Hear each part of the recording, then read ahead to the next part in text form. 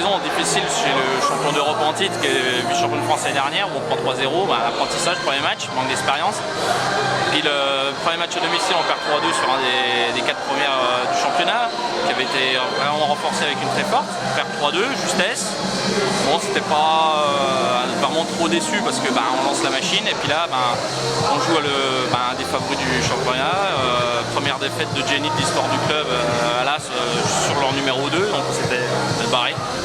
Camélia derrière qui fait une énorme performance sur leur numéro 1 adverse. Donc, elles sont toutes les deux roumaines, elles se connaissent bien, donc, mais bon, elle remet les pendules à l'air, donc là on est un partout.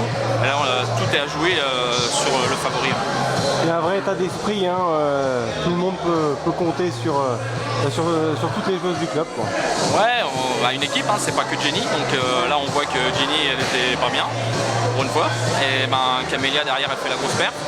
Donc voilà, c'est ça une équipe, hein. Il y a une fille derrière qui est là pour remettre les pendules à l'heure, donc en plus sur une équipe super forte. Donc là, il y a un partout. Maintenant c'est Britt qui va jouer contre Ordessin, donc une petite française qui est en équipe de France, donc qui est en face. Et c'est à Britt d'essayer de nous donner l'avantage pour que Jenny derrière puisse prendre sa revanche sur la roumaine adverse.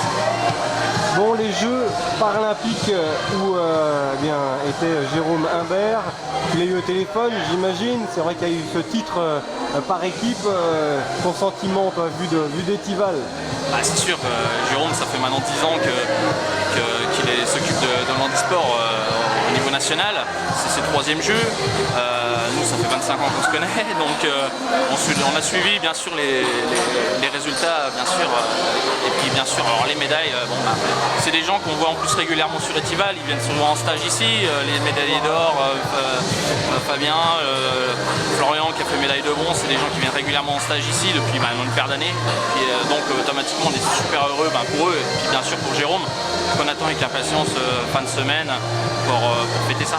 Ouais, c'est une fierté quand même pour le club, bien forcément. Bien sûr, c'est une fierté. Une fierté pourquoi? Parce que déjà il s'entraîne ici, que le responsable c'est une personne du club d'Étival, donc qui s'occupe de au niveau national, qui a réussi quand même à amener la France en 2e nation nationale au niveau de l'handisport, qui a ramené énormément de médailles, même une bonne partie des médailles de la délégation française aux Paralympiques. Donc le tennis de table est un peu en lumière. Bon, Jérôme est reçu à l'Elysée, c'est ça, c'est un honneur, ça doit être un moment particulier. Hein. Surtout quand on ramène des médailles d'or. C'est-à-dire qu'au Jeux de Londres, quand il est revenu avec 7 médailles, mais avec 0 en or, il avait un peu en travers, le connaissant, et revenir avec 2 médailles d'or, c'est sûr que là, je pense que la mission est accomplie. Bon, et tu l'as eu au téléphone, souvenir de Rio, du Brésil?